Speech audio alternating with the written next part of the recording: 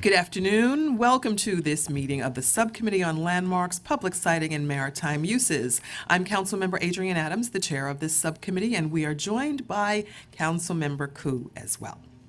Today we will hold public hearings on the site selection of a new 306-seat pre-K center within a portion of Flushing Meadows Park in Queens, and the designation and disposition of property for an urban development action area project to develop 41 affordable housing units in the East New York neighborhood of Brooklyn. The first item we will hear is pre-considered application number 201-85509 SCQ submitted by the New York City School Construction Authority pursuant to Section 1732 of the Public Authorities Law for approval of a site selection for a new approximately 306-seat pre-kindergarten center to be located on Block 2018, part of Lot 1 in Community School District 21 in Queens. The site is located within a portion of Flushing Meadows Corona Park, adjacent to the New York Hall of Science. The New York State Legislature has approved the use of the land for pre-K, but the land will remain within the jurisdiction and control of the Parks Department, subject to a lease. This pre-kindergarten will be located in Chair Moya's district.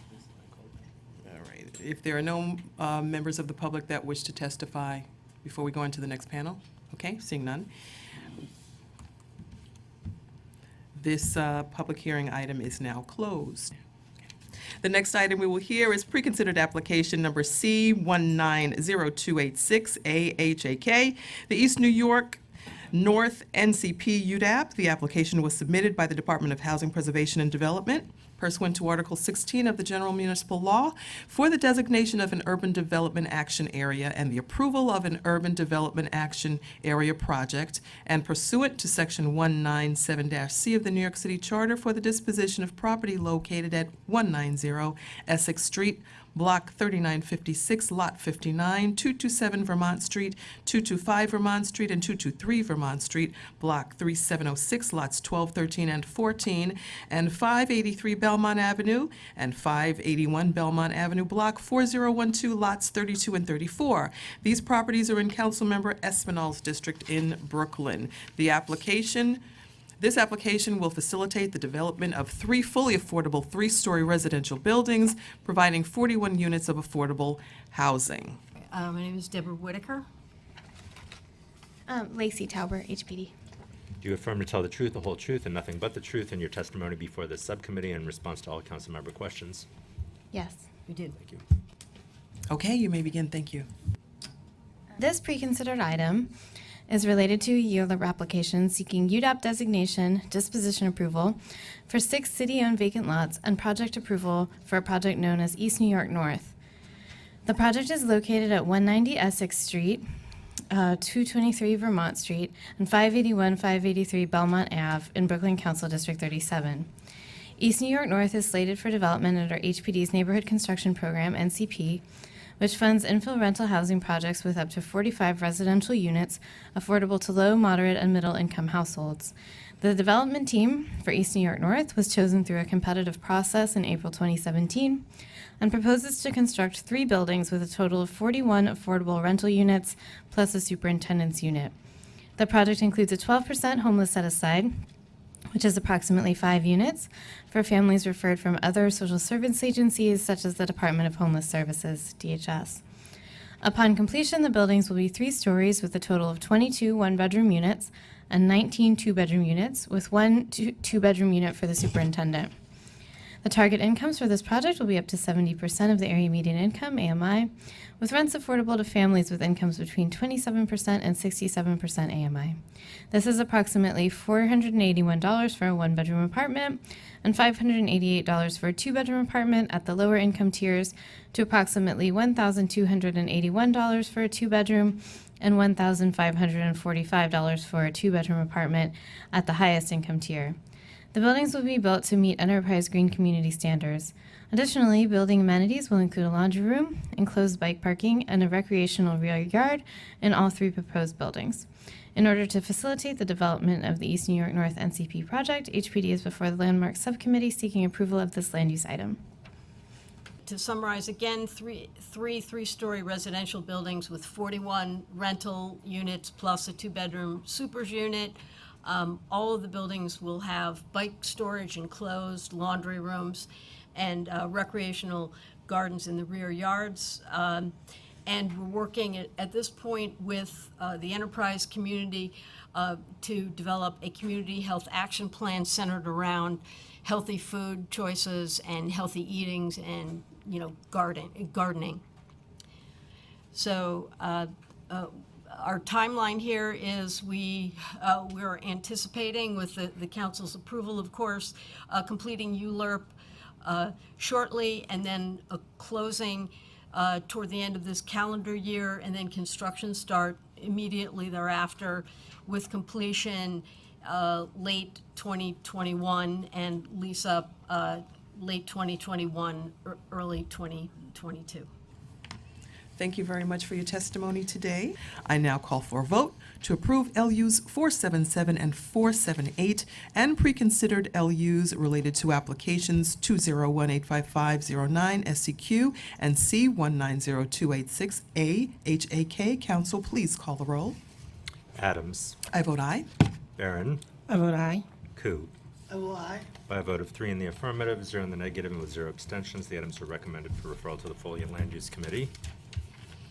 Thank you, and this concludes today's business. I would like to thank the members of the public, my colleagues, council, and land use staff for attending today's hearing. This meeting is hereby adjourned. Good afternoon, everybody. I am Councilmember Steve Levin, Chair of the Council's Committee on General Welfare. Today we are voting on 11 bills and 1 resolution that all aim to ensure that HRA clients are treated with respect and that HRA employees have the resources that they need to do their jobs effectively and efficiently. Most of us are familiar with the story of Jasmine Headley starting a December day attempting to reinstate her child care subsidy and ending the day with her child ripped from her arms and her placed in handcuffs. Regrettably, as Ms. Headley herself has said in news articles, unfortunate experiences at HRA centers are not unique to her case. The Urban Justice Center Safety Net Project published a report in February highlighting the challenges New Yorkers face while trying to obtain public assistance and SNAP benefits. Most of the HRA clients surveyed felt like they had been spoken to inappropriately, and many reported having their paperwork lost by HRA, and the large majority said that their calls were not answered. They also found average wait times of over 3 hours at job centers and 2 hours and 45 minutes at SNAP centers. The survey results showed clear improvements compared to a similar study conducted in 2014. In the 5 years of Commissioner Banks's leadership, HRA has undergone significant modernization and streamlining efforts by increasing self-service options, online applications and recertification, mobile document uploads, and client-initiated scheduling for interviews on demand. We appreciate everything that has been done to make the system work better, but clearly more needs to be done. The abuse Jasmine Headley experienced was abhorrent. Jasmine should have never had her child taken from her. She should have never been sent to Rikers Island. In February, in response to what happened to Jasmine, this committee heard 13 pieces of legislation, including Intro 1359, a bill which I am sponsoring to require DSS to issue a public report on instances in which public assistance for a recipient was terminated and the recipient reapplied for such public assistance. Transparency is the key to identifying gaps and tracking progress at DSS. What occurred to Jasmine did not take place in a vacuum. The incident did, however, bring to light serious gaps in our city's social services system that we can change. This package of bills seeks to achieve full-scale improvement at HRA centers. I'm going to ask our Majority Leader, Lori Cumbo, to deliver some remarks as well. Before I get started, I want to thank Jasmine Headley for her bravery and love for family and sharing your story with the world. This has certainly been an eye-opening experience for what so many individuals, low-income individuals, individuals that have been economically marginalized, have to face day to day in the city of New York. It is a good day when we at the City Council can address long-standing institutional systematic challenges. We believe that all people seeking services should be entitled to professional, compassionate, and efficient care. No one ever should be treated in a manner that is verbally, physically abusive, or cruel. We also believe that the municipal workforce in this city must be provided the same level of respect and must be paid for high-quality professional development, training, and should receive appropriate salaries that match their experiences. Among all women in New York City, single mothers with children are the most economically insecure. Across the 5 boroughs, there are close to 300,000 households headed by women who are responsible for the care of more than 1 million children. Close to 40% of single mother-headed households are impoverished in the city, compared to just 13% of 2-parent households with children. We are amazing, we are incredible, and we do have the magic. We are Black women. We will not allow anyone to treat us less than. Navigating everyday life is hard enough, and as primary caregivers, it's even harder when the color of our skin can mean the difference between life and death. In the case of Jasmine Headley, officers violently ripped her 18-month-old son from her arms, and the world viewed the interaction, clear that the officer's behavior was unwarranted and downright wrong. It is essential that we stand together and firmly reject the criminalization of poverty. By a vote of 5 in the affirmative, 0 in the negative, and no abstentions, all items have been adopted by the committee. So, being that we are not expecting any other members, we will adjourn this committee. Good morning and welcome to today's Finance Committee meeting. My name is Councilmember Daniel Drum, and I'm chair of the committee. We have been joined by Majority Leader Lori Cumbo, Councilmember Adrian Adams, Councilmember Helen Rosenthal, Councilmember and Minority Leader Steve Matteo, Councilmember Barry Gudenchik, Councilmember Keith Powers, and Councilmember Rory Lansman.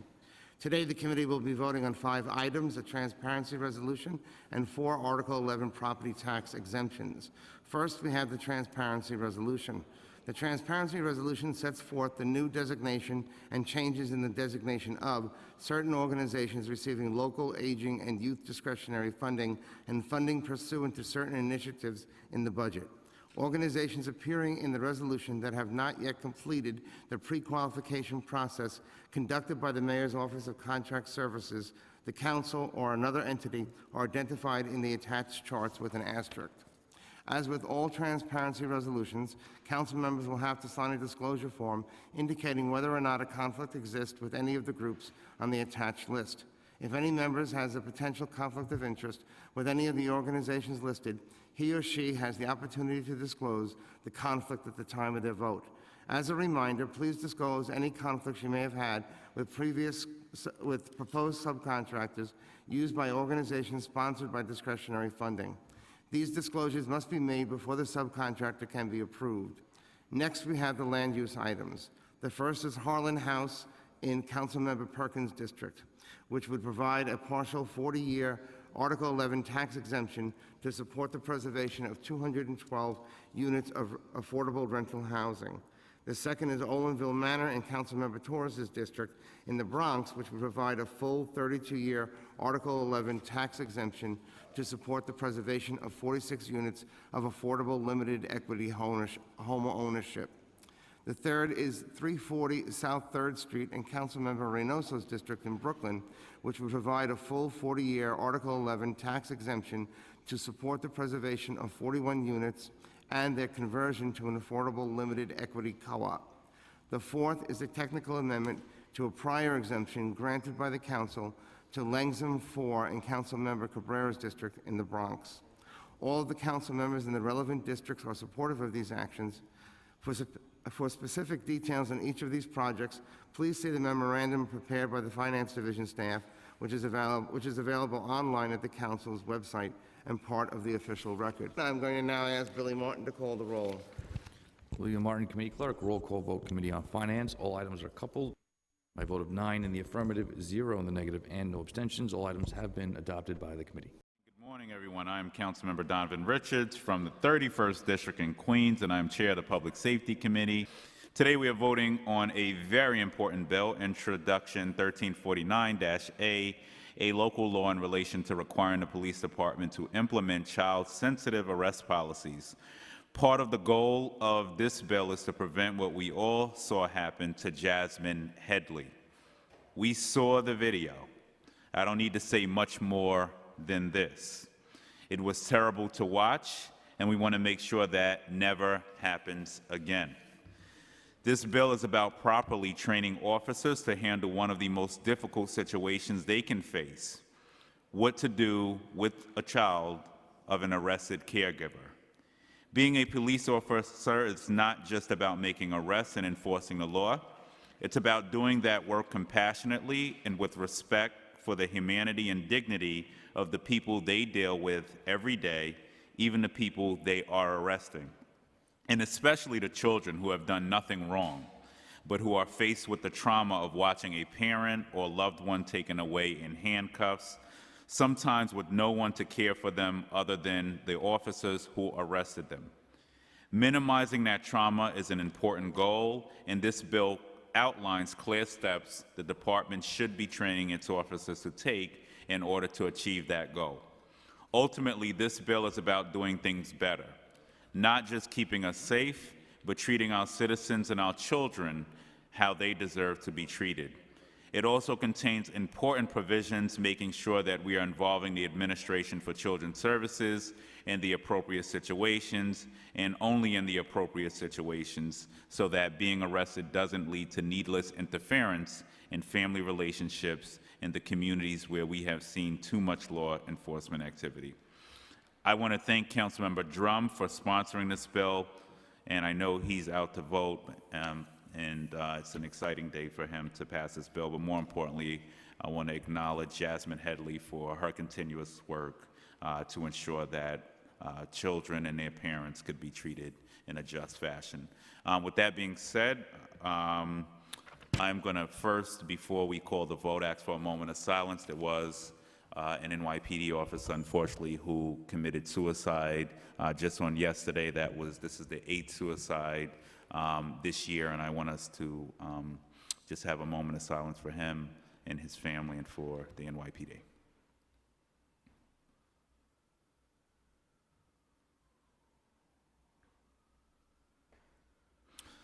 Thank you. With that being said, I ask the council to call the roll. William Martin, Committee Clerk. Roll call vote, Committee on Public Safety. Introduction 1349A. Chair Richards. I vote aye. Cohen. Aye. Deutsch. No. Landsman. Aye. Menchaca. Aye. Vallone. Aye. Adams. Aye. Brannan. Aye. Powers. Aye. Member Rodriguez. Aye. Vote is now 9 in the affirmative, 1 in the negative, and no abstentions. This hearing is now closed. Good morning, everyone, and thank you for coming. I'm Councilmember Robert Cornegy, Chair of the Council's Committee on Housing and Buildings. We're here to hold a vote on proposed Intro 30-A, sponsored by Councilmember Chin, which relates to the recovery of tenant relocation expenses. When a building owner's negligence or failure to maintain a property results in unsafe living conditions and the issuance of a vacate order, HPD has the authority to relocate displaced tenants and recover associated expenses. However, recovering these expenses can be difficult for HPD, in large part because they're currently assessed against the building as a low-priority mechanics lien. Proposed Intro number 30-A would discourage building owners' negligence and strengthen the ability of HPD to recover relocation expenses by instead imposing a high-priority tax lien through which HPD can more effectively pursue repayment. I'm joined today by Council members Farrah Luis, Richie Torres, Bill Perkins, Francisco Moya, Barry Gudenchik, and Carlina Rivera. My colleague and the bill's sponsor has a statement. Thank you, Chair. I'm proud to join the Committee on Housing and Buildings to vote on my bill, Intro 30A, which will serve as a groundbreaking new tool to hold the city's worst landlord accountable to the burden that tenants experience as a result of a vacate order and get them home sooner. This bill will require the Department of Housing Preservation and Development to create a first-of-its-kind system to charge landlords for temporary relocation costs. By requiring landlords to pay up for the temporary housing for residents displaced by a vacate order, this bill will ease the burden on displaced families, hold bad landlords accountable for their repeated offenses against tenants, incentivize landlords to complete the required repair work faster so that tenants can return home as soon as possible. As our city continues to face an unprecedented affordability crisis, we have to work creatively and aggressively to hold negligent landlords accountable and break down the pipeline to the shelter system. No longer can landlords take a backseat to the suffering they have caused to tenants displayed by a vacate order. The buck has to stop here. Thank you. Committee Clerk, can you take the roll? William Martin, Committee Clerk. Roll call vote, Committee on Housing and Buildings, Introduction 30-A. Chair Cornegy. I vote aye. Chin. I vote aye. Torres. Grodenchik. Perkins. Rivera. Aye. Councilmember Lewis. By a vote of 7 in the affirmative, 0 in the negative, and no abstentions, item has been adopted by the committee. Good morning and welcome to the meeting of the Subcommittee on Zoning and Franchises. I'm Councilmember Francisco Moya, the chairperson of this subcommittee. Today we are joined by Council members Grodenchik, Richards, Landsman, and Rivera. If you are here to testify, please fill out a speaker slip with the Sergeant-at-Arms indicating your full name and the application name or LU number. Today we are holding a hearing on LU 500, an application by Madre Hospitality, Inc., Franklin Guest House for a new revocable consent for an unenclosed sidewalk cafe to be located at 214 Franklin Street in Brooklyn in Councilmember Levin's district. I now open the public hearing on this application. Are there any members of the public who wish to testify? Seeing none, I now close the public hearing on this item, and now we will move to our votes. Today we will vote to approve LU 500, an application by Madre Hospitality, Inc., Franklin Guest House, heard today by its subcommittee for a revocable consent to maintain, operate, and use an unenclosed sidewalk cafe at 214 Franklin Street in Councilmember Levin's district in Brooklyn. Councilmember Levin is in support of this application. Today we will also vote to approve with modifications pre-considered LUs 479 and 480 for the 273 Avenue U rezoning in Brooklyn. The applicant seeks approval for a zoning map amendment and related zoning text amendment to rezone the project area from a R5B to an R6A district and establish a mandatory inclusionary housing area utilizing MIH option 2. As proposed, these actions would facilitate the development of a new 4-story mixed-use building with ground floor residential use and approximately 9 dwelling units. Our modification will be to remove MIH option 2 and to add MIH option 1. Councilmember Traeger is in support of this application as modified by the council. And I now call for a vote to approve with modifications LUs 479, 480, and to approve LU 500. Council, please call the roll. Chair Moya. Aye and all. Councilmember Richards. I vote aye. Councilmember Landsman. Aye. Councilmember Grodenchik. Aye. Councilmember Rivera. Aye. Councilmember Reynoso. I vote aye. Vote of six in the affirmative, 0 in the negative, and no abstentions. The items are approved. The vote will remain open. Good morning, everyone, and welcome on the Committee on Land Use. I am Councilmember Rafael Salamanca. I am the chair of this committee. Today, we'll be voting on projects referred out of both of our subcommittees. We will vote to approve LUs 500, an application by Madre Hospitality, Inc., DBA Franklin Guest House for a revocable consent to maintain, operate, and use an unenclosed sidewalk cafe at 214 Franklin Street in Councilmember Levin's district in Brooklyn.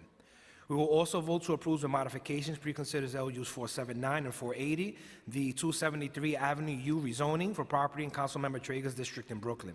The applicant seeks approval of a zoning map amendment and related zoning text amendment to rezone the project area from the R5B to an R6A district and establish a mandatory inclusionary housing area utilizing MIH option 2.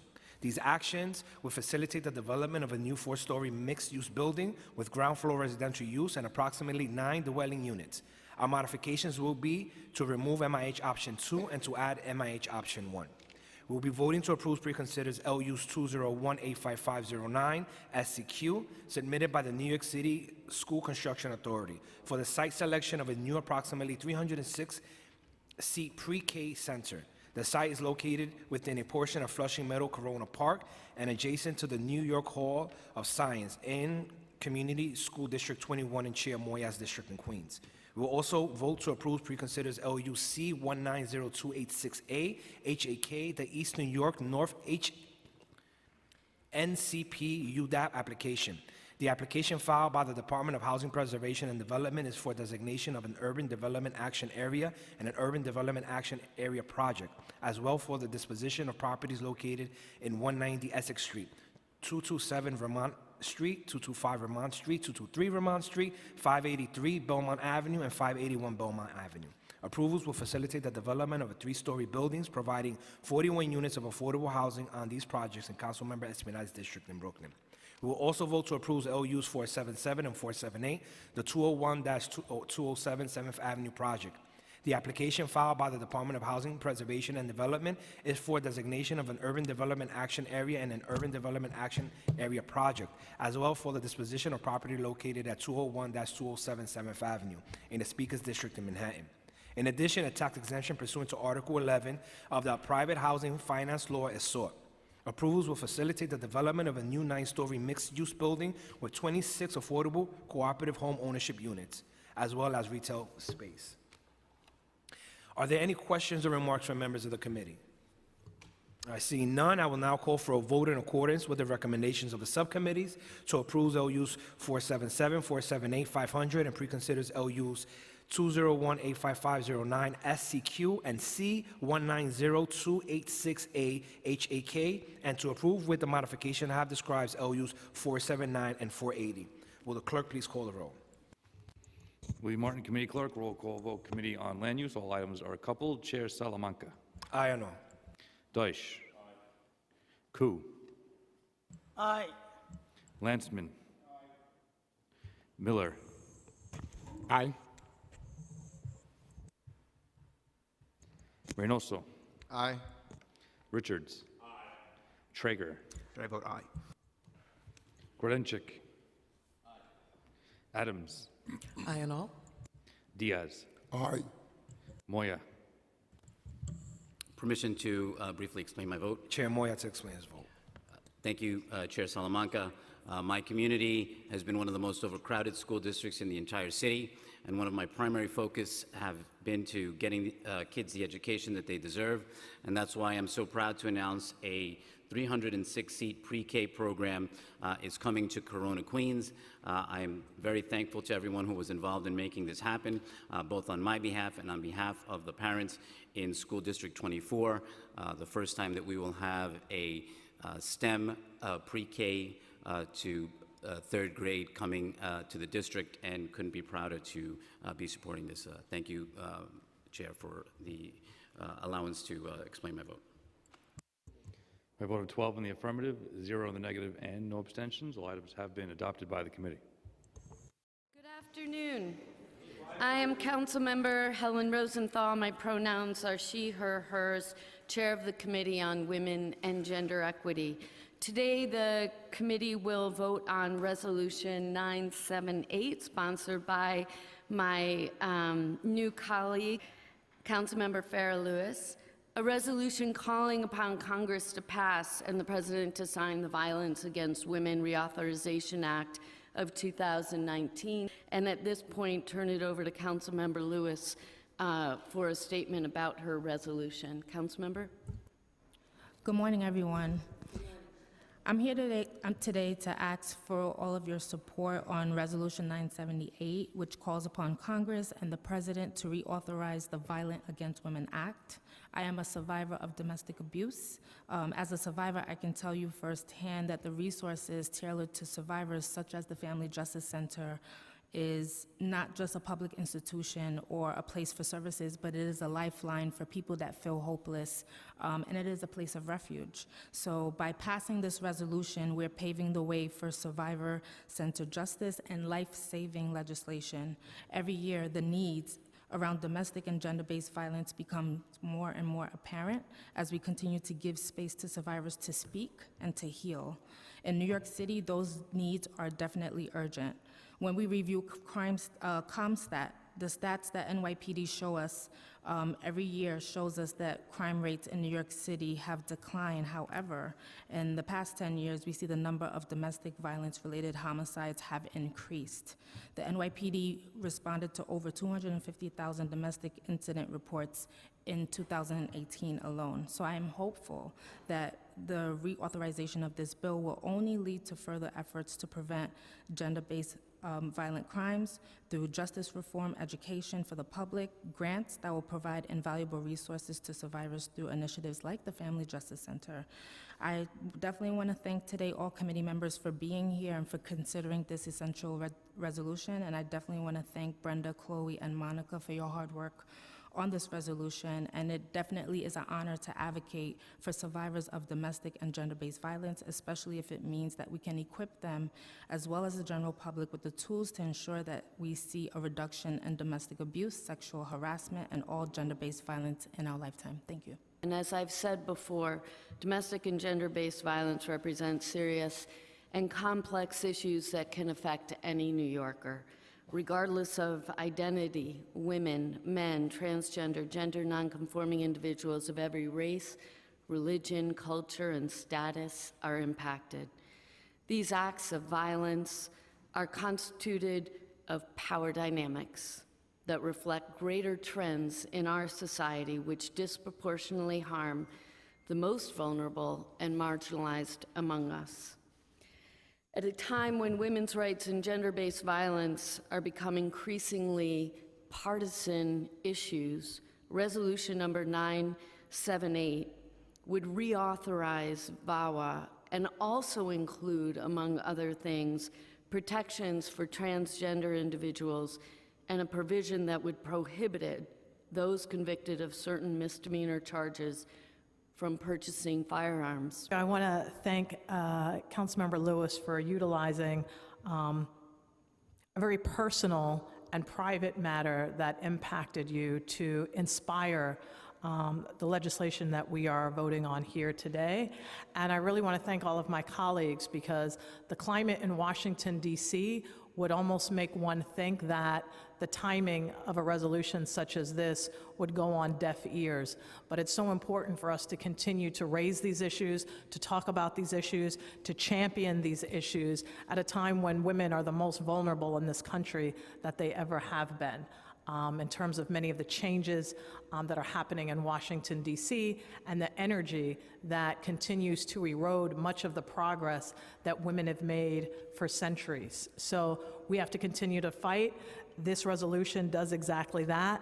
I thank you for taking your pain and turning it into a purpose. Every day in this country, there just seems like some new atrocity from the White House or the federal government. How it is that we have to be pleading to renew the Violence Against Women Act at this point in our nation's history, like we should not let that be normal.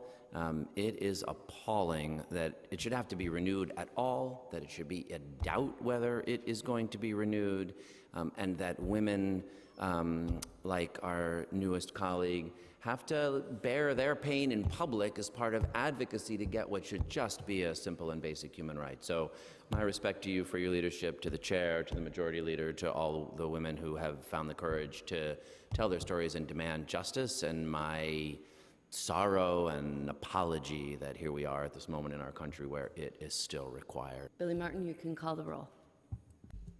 William Martin, Committee Clerk, roll call vote.